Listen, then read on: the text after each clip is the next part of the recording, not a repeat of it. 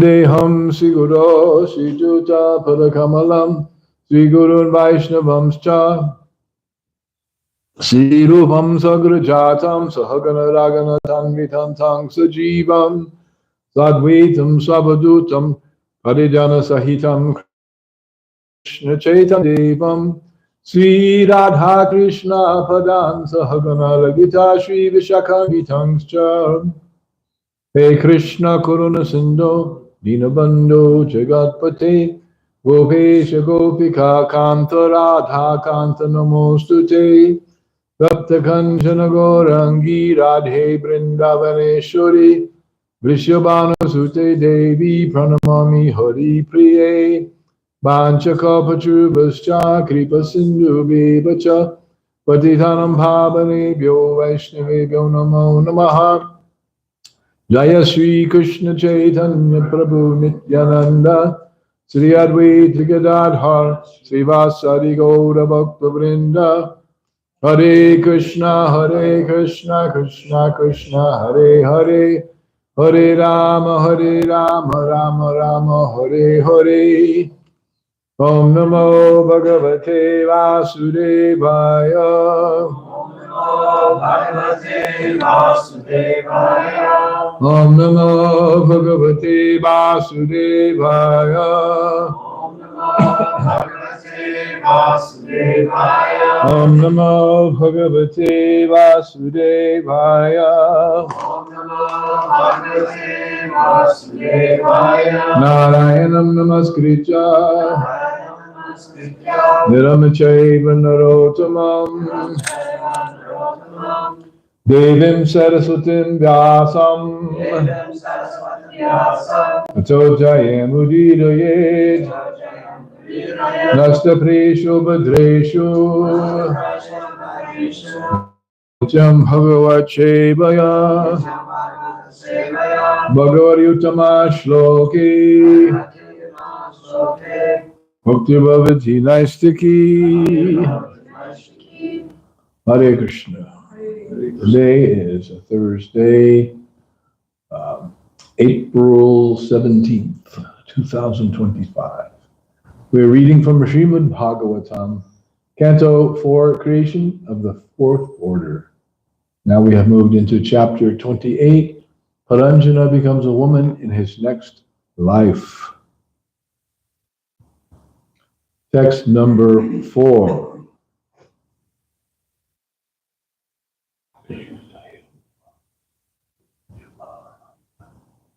Tayo Prabhu Manambai Tayo Papuja Manambai. Yavana Sarvato Disham Yana Sarvato Disham.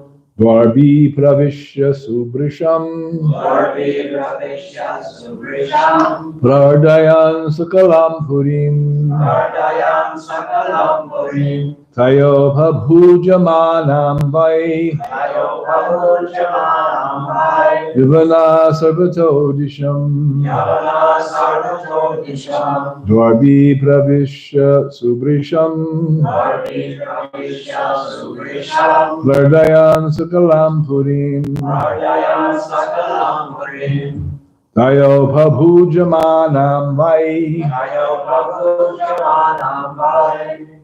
Yavana Sarvato Disham Yana Sarvato Disham. Dvarbi Pravishya Subrisham Varvi Pravishya Subrisham. Prardayan Sakalam Purim Ardayam Sakalam Purim.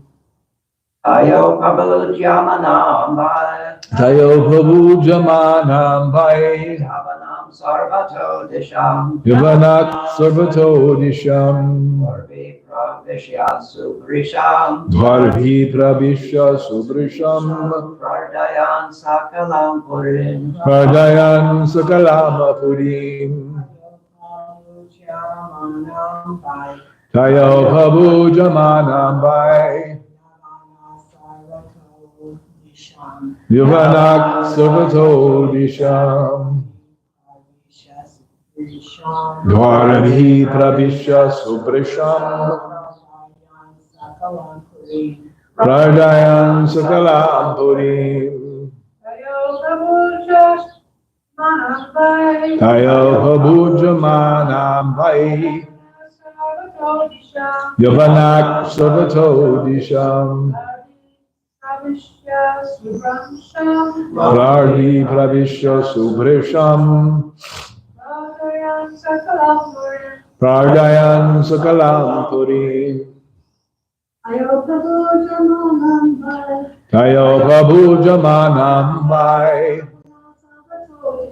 Yavanak Savato Disham Dwarabhi Pravishya Subrisham Prardayam Sakalam Purim. All right, these synonyms, please repeat. Taya Baikala Kunya Upabhujamanam being taken possession of. By certainly. Yavanaha, the Yavanas. Sarvata Disham, from all sides. Dwarbihi, through the gates.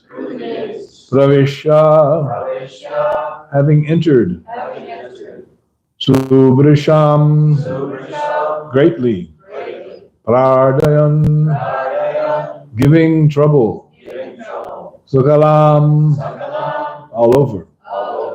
Purim, the city. His divine grace, Srila Prabhupada. When Kalakanya, daughter of time, attacked the body, the dangerous soldiers of the king of the Yavanas entered the city through different gates. They then began to give severe trouble to all these citizens. Please repeat. When Kalakanya, daughter of time, attacked the body, the dangerous soldiers of the king of the Yavanas entered the city through different gates. They then began to give severe trouble to all these citizens. Purport. The body has 9 gates. The 2 eyes, 2 nostrils, 2 ears, mouth, rectum, and genitals. When one is harassed by the invalidity of old age, various diseases manifest at the gates of the body. For example, the eyes become so dim that one requires spectacles, and the ears become too weak to hear directly, and therefore one requires hearing aids, which I'm sure I require. The nostrils are blocked by mucus, and one has to always sniff a medicinal body containing ammonia. Similarly, the mouth, too weak to chew, requires false teeth. Got some ceramic in here myself. The rectum also gives one trouble, and the evacuation process becomes difficult.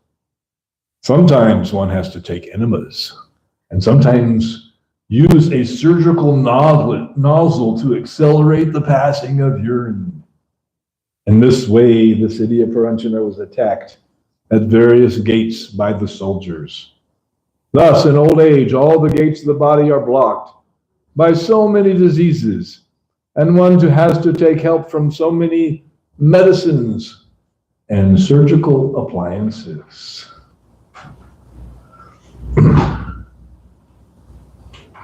We may laugh and chuckle now, but time is coming.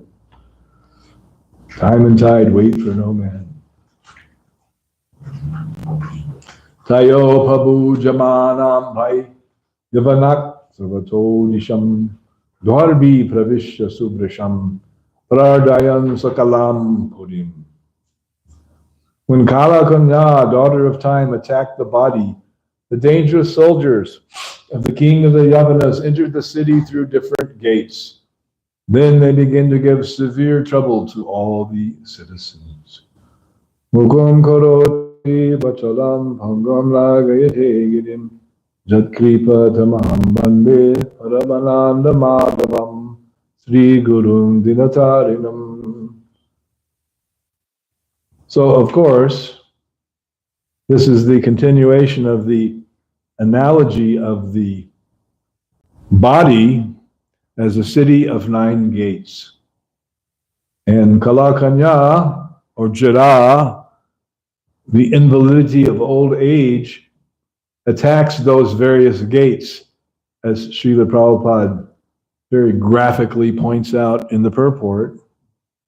And then one becomes, is giving trouble, Pardayan Sukalam Purim, all over the city. And that means that the functioning of the senses, particularly the gates of the body, the 2 eyes, the 2 nostrils, the 2 ears, the mouth, the rectum, and the genitals, which are all those are the 9 gates of the body.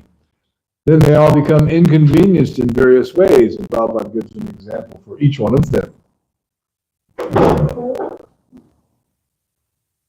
And why would a group of friends gather together and discuss such a thing? In normal, polite conversation, well, at least not over breakfast. We can lighten up a little for that. But this is the nature of transcendental knowledge that is given in the Bhagavat, in the Bhagavad Purana, in the Srimad Bhagavatam. So no political correctness or politeness is spared in this regard. So what is up with that, right? But that is, who's speaking here? Sri Narada Muni. Narada Muni bhajai bhin Radhika Ramana name Namayamani utita hoy Bhakta Gita Sange. So he's Bhakta Gita, he's singing the glories of the Lord, but he's Bhakta Gita also singing the glories of devotional service. He is a expert in devotional service. It is said that Narada Muni is empowered with what? Bhakti Shakti. Bhakti Shakti, the power of devotion, of devotional love. Is that door closed again? Yes. I keep opening that door. It keeps closing it. This is free air conditioning day. So, he is singing the glories of the Lord, Radhika Ramana Name, Radhika Ramana, but he's also giving the hard, cold facts on the ground. Now, why would someone want to hear that? Confirmed. I used to have a chain on there. Chain up there? Yeah, they took the chain. You were shocked they took the chain. Why would someone enjoy that? But actually, in one sense, to understand this, it is quite relishable. Huh? Why quite relishable? Hearing about the surgical nozzles and enemas and sniffing the ammonia. Prabhupada himself took snuff. What is the deal with that? Why are you guys always talking about old age and disease and death and stuff like that? What normal person would do that? Well, this is not for normal people. Because normal people do not want to be enlightened by transcendental knowledge. Srimad Bhagavatam, specifically, it's described in the beginning of the Bhagavatam Nirmatsaranam satam. It is for those who are devotees, who are nirmatsar, that they're free from envy. This matsarya, this envy, and it's a big problem in the world. Everyone is icha dvesha shamutena dvanda mohena bharata. Everyone is under the grip of Maya's delusional potency, the deluding potency that casts a spell, almost like a witch's spell of madness on the living entity. And this verse in the Gita, Krishna said, icha dvesha, that all the living entities, the translation that Prabhupada has provided us, are born into the duality of desire and hate. Icha, the desire, dvesha, hatred or envy. So the conditioned soul is naturally, his heart is filled with envy. So, in that condition, then one has no access to the understanding of the Bhagavat. No, nirmatsaranam satam. Satam means the devotees. And the devotees means those who are not envious. And in their gradual development of Krishna consciousness, they've given up that envy, if they had it in the first place, which every conditioned soul does. And after all, we are all coming from the platform of conditioned souls, so we can safely say that, we've been there and we've done that with the envy, and we still that envy may affect us if we're not careful. And so automatically, as we've described many times, that the good qualities of the devotee develop, the good qualities of the demigods, Sarvarganais Tata Samasate Suraha, the Suras, the demigods, those good qualities become manifest in the person of a devotee. But to be a devotee, what is a real devotee? A nirmatsaranam satam. Well, that's not an ordinary cheap thing. I slapped on some tilak and found an old chuck somewhere around. I'm a devotee. We're aspiring to come to the platform of being a devotee, of being actual Krishna conscious beings. But in the meantime, we have so much accumulation of things in the heart that need to be given up. Anartha nirvritti shat. And that is one level of Krishna consciousness. Adau shraddha tat sadasangata bhajana kriya.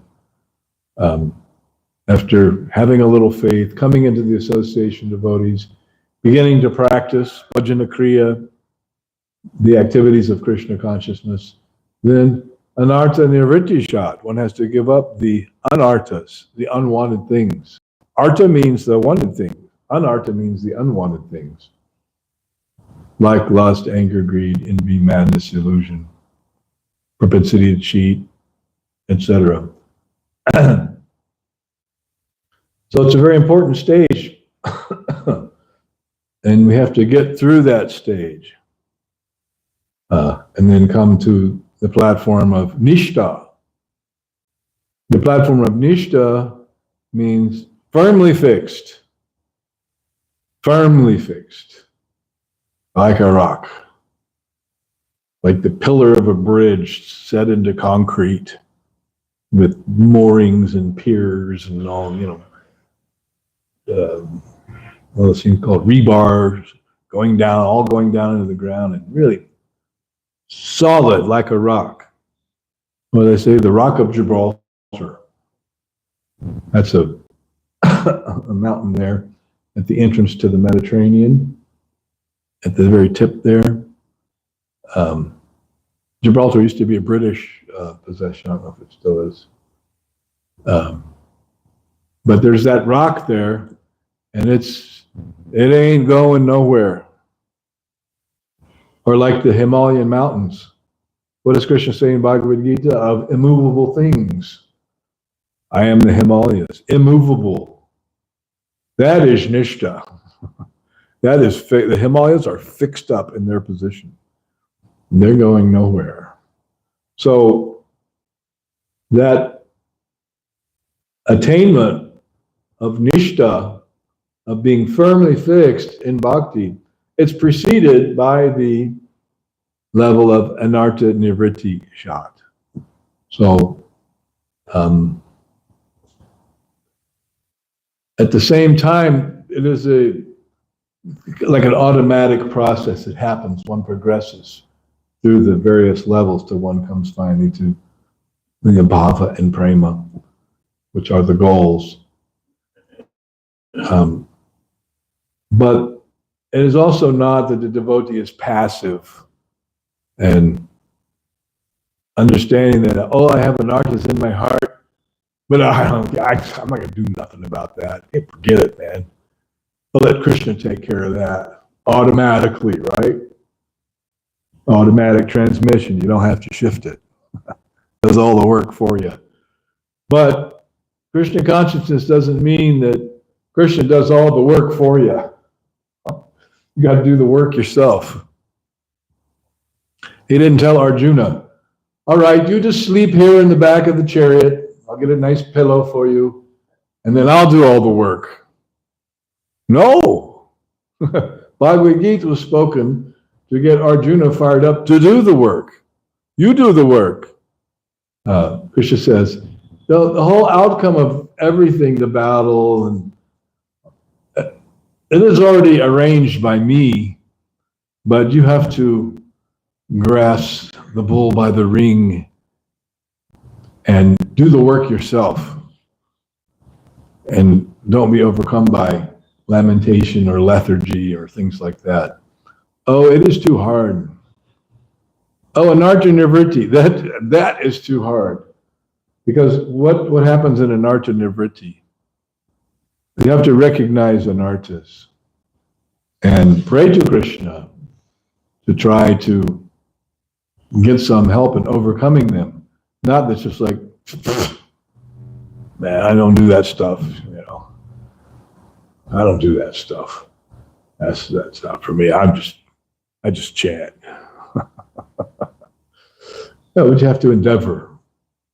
And then, as it is said, as Srila Prabhupada said, that there is no question of a glorious victory without a hard struggle, without a hard fight. So to become Krishna conscious, for the living entity, that is the most glorious victory possible. That is a glorious victory. Just to give up anarthas and become steady, that is such a glorious victory. But is that victory attained without a hard-fought battle? In Islam, what's it called? Jihad, yes. Jihad. They talk about jihad like, fight the Americans and blow up airplanes and this and that. That is not jihad. Actually, the meaning of jihad is the struggle of the soul against his lower nature to attain the higher platform of service to God. That's the actual meaning. So the Bhagavad Gita is can be taken on one level as an analogy of the hard fighting, the struggle of the soul to attain victory for the service of God. And Prabhupada mentions that in the first chapter, Krishna is addressed as Rishikesh. When Krishna and Arjuna blow their conch shells, and Bhima, and then the hearts of the opposing party, the Kurus are disheartened when they hear those great conch shells. I mean, they had their own conch shells too, right? But when they blew their conch shells, it was nothing compared to when Krishna and Arjuna and Bhishma blew their conch shells. It was like, then Duryodhana and his party, they were disheartened in a major way when they heard that, the transcendental sound of Krishna blowing his conch shell. Whoa, right? So, right in that section, around verse 15, Krishna is addressed as Rishikesh. So what does that mean, Rishikesh? Rishika means the senses, and Isha means the controller or God. So because he's Rishikesh, he's the master. He's the Ishvara Parama Krishna, Sachidananda Vigraha. So he's the master of everyone and the master of all the senses, and therefore the possessor of the individual senses, the spirit soul encaged in the body, is meant to engage his senses in the service of the master of the senses. But normally, Prabhupada points out that no one wants to serve. And Arjuna, by refusing to fight, he's declining to serve Krishna. Krishna is engaging him in the battle. And Arjuna is like, no. He doesn't want to do a service. He doesn't want to serve Rishika, although this is all an arrangement of Krishna and Yogamaya, Arjuna's conflict, because he's not an ordinary living entity. He's the intimate associate of Krishna. But still, he's playing the part just to show us. So he's saying, no, I don't want to do that service. I don't want to do my service. I'd rather do a different service, like go to the forest and practice austerities, or that's what he said. Better to go to the forest and just live like a sadhu than to engage in this battle, which appears to me to be extremely inauspicious. And certainly what good can come of it? There's no good that can come of it. It's a lose-lose situation. I'm killing everybody. Bhishma, Drona, everybody that's taken the side of Duryodhana party. And so what's the use of that battle? Once it's over, then all the people who we love and want to be with and have the kingdom for, so they can have a good life, they'll all be dead. That's no good. It's useless. So therefore, I will not fight. But actually, Krishna has given him the service to fight. No doubt about that. You don't have to ask the temple commander or the vice president or even Mother Sadamani, about Arjuna. Doesn't have to ask anybody. Krishna is directly engaging him in that service because he's Rishikesh. But Arjuna is like, no, man, that's not cool, Krishna. These are all my family members and relatives and my spiritual spiritual masters. Yeah, forget it. It's not, even if I win, it's not worth it. So better not to fight. So then sometimes the devotees say that Krishna speaks the whole Bhagavad Gita just to get Arjuna fired up to fight. And to fight, you got to be fired up. Otherwise, if you're not fired up, you're going to lose because the other guy's more fired up. You have to be really fired up. So Krishna is awakening Arjuna to his original consciousness, which is that he is the servant of Krishna. And, time to step up to the plate and do your service that you're supposed to do. And then Prabhupada also points out that we don't want to serve Krishna, Rishikesh. No, we want to be served. We want to make some arrangement. Like a man gets married and has a family and he wants his wife or his children to serve him nicely, although he's serving them. So everyone wants to be served. Everyone wants to be in the position of the enjoyer, Purushottama, Purusha. Everyone wants to be Purusha, but there is only one Purusha, Purushottama, that's Krishna. And everyone else is Prakriti. They're not the enjoyer, they're the enjoyed or the servant. So Krishna consciousness means for the Prakriti to realize, oh, I'm not the Purusha, I'm not the enjoyer. Everything is not meant for my enjoyment, for my happiness. And this goes very deep, it's very subtle. We may think, oh yes, I'm serving Krishna. And meanwhile, we're conniving and scheming to, for profit, adoration, distinction, name, fame, recognition. We want to do things in such a way that people will serve us, or at least on a subtle way, they will tell us that you are so beautiful to me. There's that song. Remember that song? The big hit. Joe Cocker sang that song. You are so beautiful to me. But we want everyone to sing that song to us. But we should be singing that song to Krishna. First of all, because Krishna is beautiful. And we may not be so beautiful.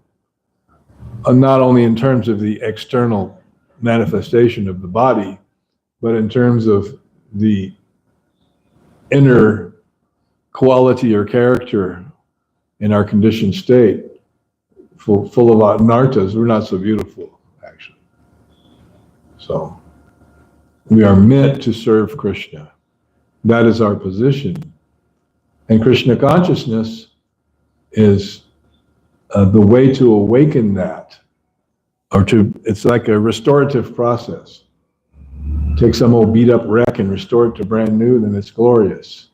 You do that with cars. And they restore the old classic cars that are all, maybe some rusted out hulk in a farmer's field or a barn somewhere, and they take it and they straighten it out and they get rid of all the rust and they make everything nice and they polish it up and they paint it and they get a new engine. They make everything beautiful again. They restore it to its former glory. So that former glory we all have as spirit soul. That's our real glory. But that glory has become diminished or covered by our attachment to wanting to be the enjoyer and to being filled with unwanted desires.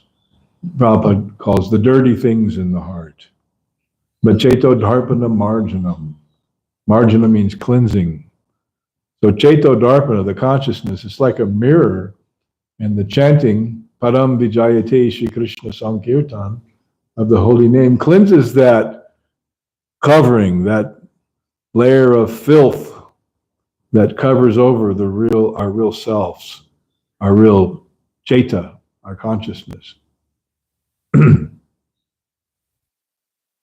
So, and we might not even recognize within ourselves when we're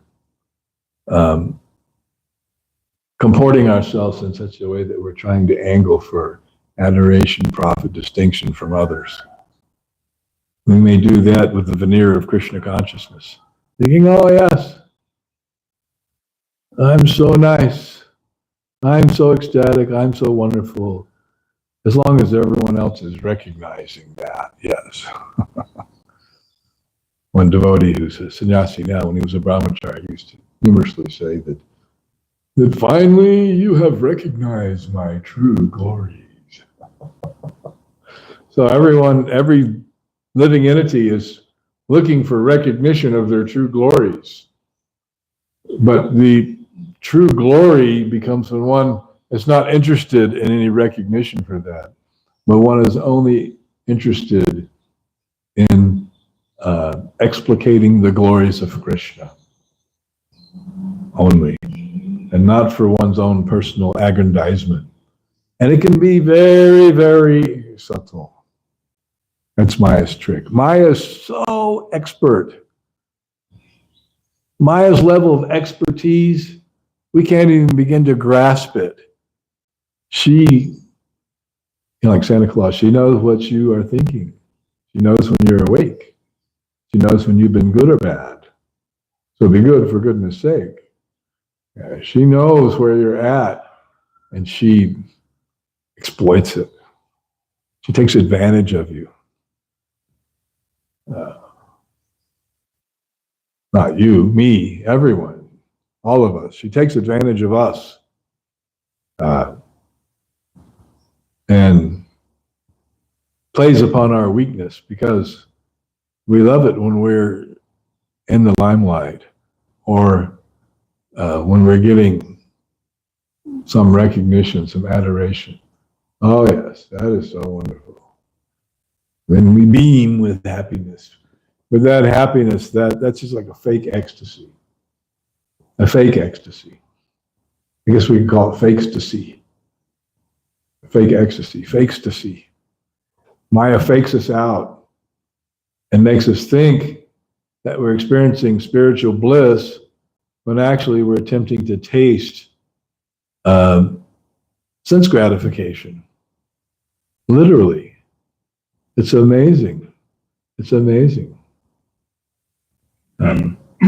So we have to dig deep to recognize that tendency in ourselves and not try to arrange things in such a way that we're trying to get the fakes to see.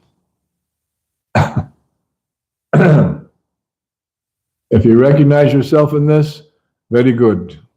Then you have taken a step towards reformation.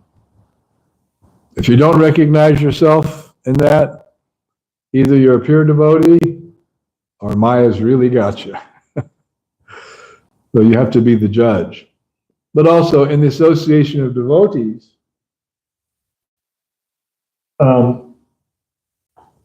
we began to realize these things. All right, where's my yellow piece of paper? There it is. And I will refer to a couple of verses to talk about this. Oh, that's the wrong one. Okay. I can't find the one that, what's it doing in there? Oh, must have fallen out. They've got all these ones from previous weeks. I think just throw it away. That's it. Yeah, it has today's date on it. So in the 18th chapter of the first canto, there's a really nice verse about associating with devotees. And it says, Tulayama lavenapi naswargam na punarbhavam bhagavat sangi sangasya martyanam kim utashishaha. Notice the glasses. Today's purport coming to life. The value of a moment's association with a devotee of the Lord cannot be compared even to the attainment of heavenly planets or liberation from matter. Those are great attainments, right? Yeah. Those are nothing. And what to speak of worldly benedictions in the form of material prosperity, which includes subtle prosperity of profit, adoration, and distinction, which are for those who are meant for death. And that was spoken by the sages of Naimisharanya to Sutta Goswami. So similarly, there's another verse in the Chaitanya Charitamrita. Sadhu Sangha, Sarva Shastri Koi, Lava Matra, Sadhu Sangha, Sarva Siddhi Hoy. That you cannot overestimate the value of even a moment's association of a real sadhu. Sarva Shastri Koi, and that is the conclusion and declaration of all the revealed scriptures. Lava Mata, Sadhu Sangha, Sarva Siddhi Hoy. Even a Lava Matra, which Prabhupada translates, it's one moment's association.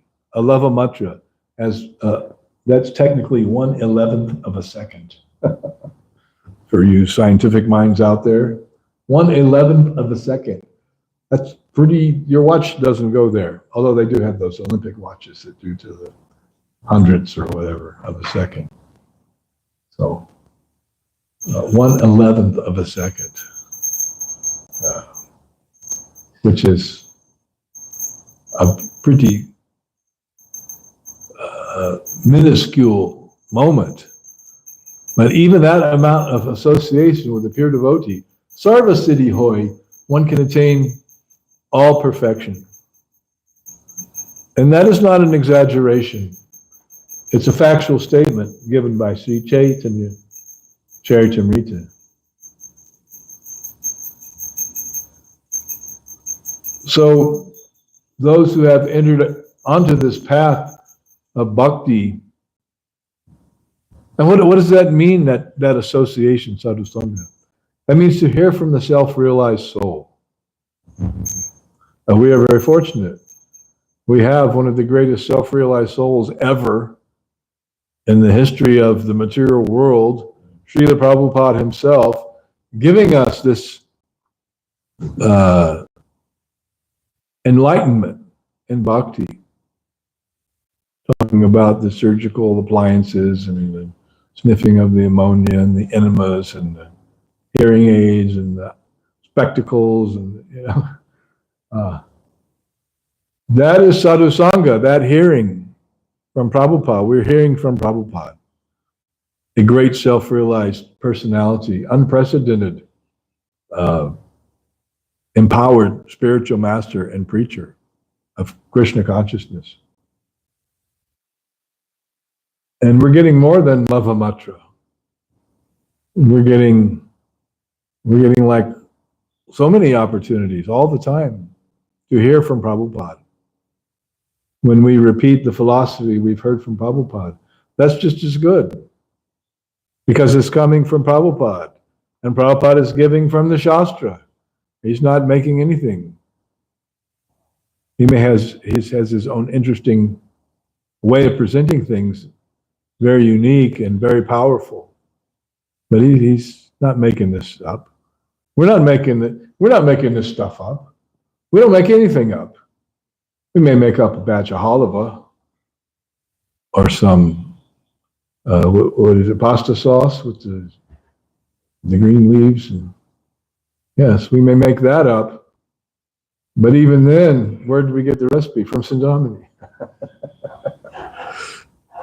It is authorized. So creativity is there. That is not to be denied. Like someone can make a nice painting for Krishna, and it is, if they're painting like a pastime of Krishna, whether it's the pastime is there in the Shastra, but they have their own way of like doing the leaves and the branches of the tree in the background and the Jamuna River and the sky and the moon and different things. That's creativity. That's wonderful. That is actually required as an expression of our love for Krishna, that artistic creativity. Right, Jesse? It is required. And when we see that manifest in the service of Krishna, it is so wonderful. It's so beautiful. But when we hear a talented kirtanir singing, just like we had this kirtan just a little while ago with our Ajitesh, he's playing the mridanga and he's singing so beautifully. He's singing so beautifully, so artistically, and playing the mridanga with such expertise and passion. Then we can appreciate, here's an offering of bhakti to Krishna. It is enlivening. And that is spiritual happiness. That is engaging the senses in the service of Krishna and tasting Krishna consciousness. Not just because the mridanga beats are so cool, but they are.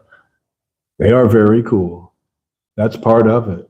It's a total package of sense engagement for the jiva, but not for sense gratification, but all done with bhakti, with love, as an offering of love to Krishna. It's an offering of the heart. And so every morning during Guru Puja, we come before Srila Prabhupada and we offer the flowers to the lotus feet of Prabhupada. That's symbolic of offering our bhakti, our love, offering our heart. But you can't like reach in there and rip out your heart and throw it down on Prabhupada's feet. You can't do that. You have to call 911 if somebody did that. It'd be a big mess and a big disturbance. But the offering of the flowers can be seen symbolically on different levels. First of all, we're offering nice, beautiful flower petals with love, but the inner meaning is also we're offering our heart to the pure devotee who's giving us such a wonderful life of Krishna consciousness to make us into devotees and take us back to Krishna's lotus feet. So out of love, we're giving that symbolic offering. I'm offering myself to you. I'm offering my heart and soul to you. Therefore, we say, He is my Lord and Master, birth after birth. We're so grateful. Let me just serve your lotus feet, birth after birth. Of course, ultimately, no more birth. But as long as we're still at it, then we accept the spiritual master as the Lord and Master and offer ourselves to his service, life after life, or whatever it takes. Krishna will take us when he's ready. You can't bust down the door and, bully your way into the spiritual world. When Krishna accepts you, then you will go. We don't know when that may be. Probably not next week for most of us. But eventually, and Prabhupada says if you stay on this path, then it's guaranteed that you will reach the goal, that you will go back. What was that devotee, his name? Shukadev. He went into a coma living in Albuquerque. And he was having health issues. And then he went into a coma. And they were thinking, well, that might be it. But then he woke up from the coma. And he looks around and he goes, what? I'm still here? He wanted to wake up in the spiritual world. How come I'm still here? What's going on? I thought that was it. I was going back to Godhead. And I'm still here in this body, laying in this bed in this room. What happened? Krishna, what'd you do? So he was shocked and he was surprised and he was definitely disappointed. He was ready to cash in his reward, going back home, back to Godhead. But then he saw he was still alive in his body. It was like, what's up with that? Isn't that amazing? This is reported by his wife. So we take it as an authorized story of a factual account of what happened to the man. What a ripoff! I'm still here. Dang. I thought when I opened my eyes, I was going to be in the groves of Vrindavan, the cowherd boys and Krishna. Oh, shucks. Of course, eventually he did leave his body. And we don't know. We haven't heard a report back what happened after that. And we'll never know, but you never know for sure. But one day, sometime, keep practicing devotional service and you will open your eyes and you will be back home.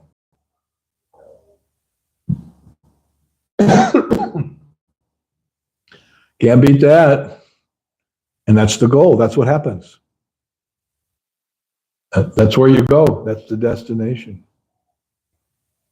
One who's Krishna conscious goes to Krishna. Those who worship the demigods go to the planet of the demigods. Right in Bhagavad Gita, those who worship the forefathers go to the planet of the forefathers. And Krishna says, those who worship me come to live with me. Okay. Let's go live with Krishna.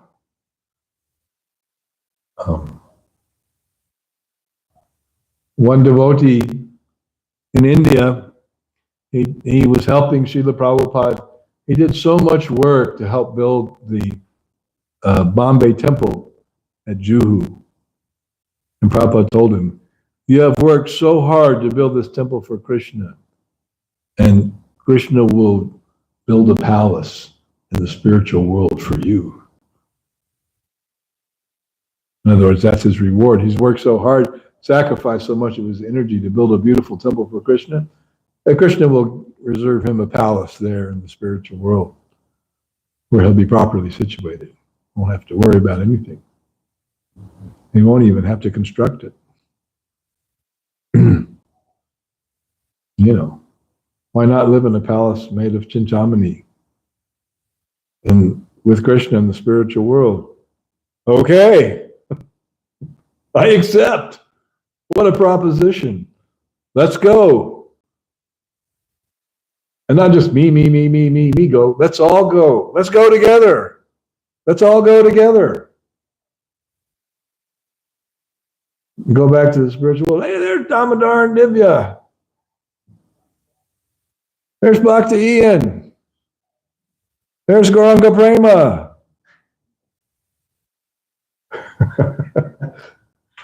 They're all there.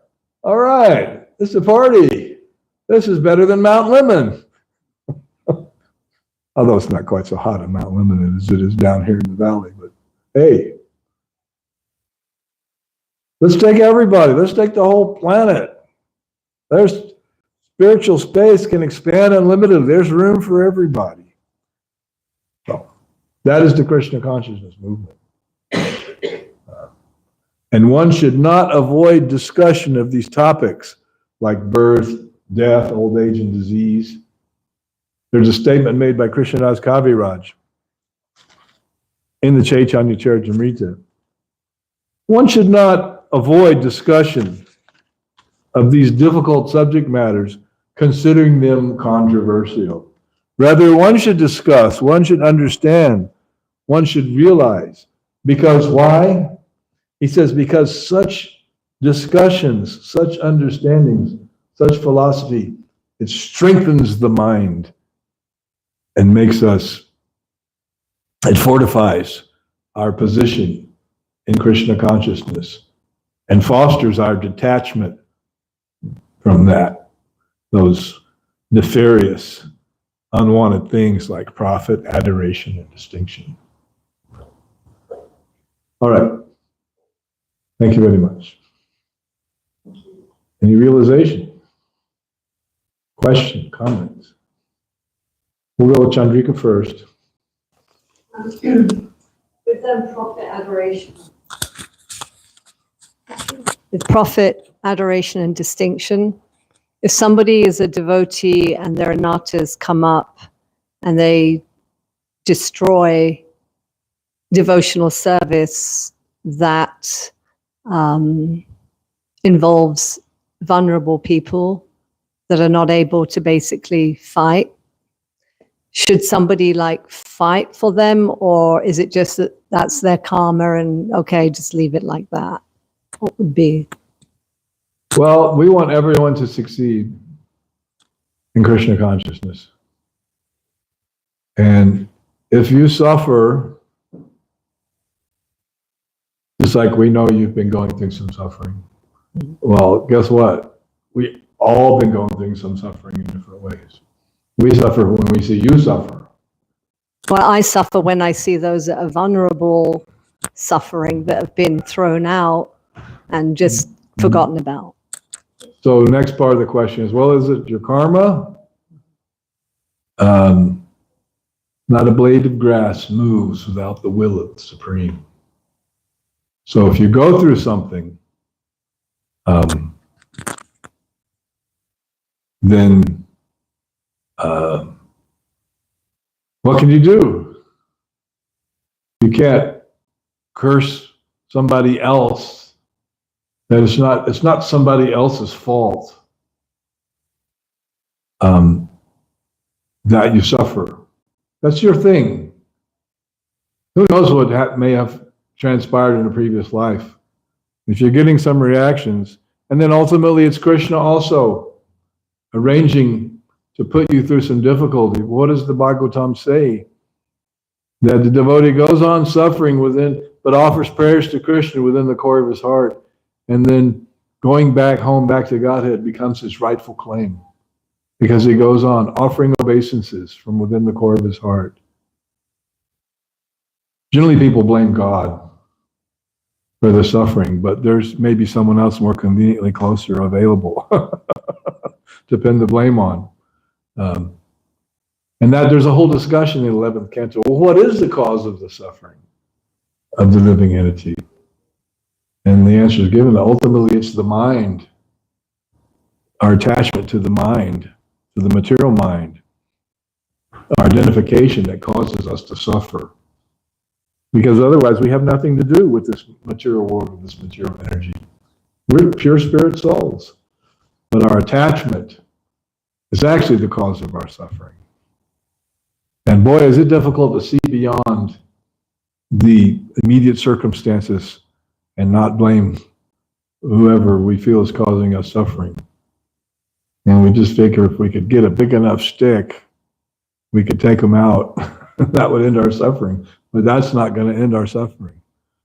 No matter how big a stick or a gun or difficult words. Ultimately, the cause of our suffering is our own self, our own attachment, our own lack of Krishna consciousness. That's the real cause of our suffering.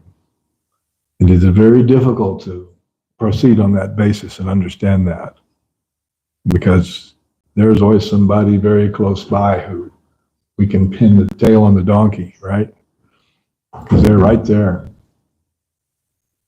So we could discuss this more, but our time is over. We're past the time. And we can talk some more about this individually. So we'll stop here. Srila Prabhupada ki jai. Srimad Bhagavatam ki jai.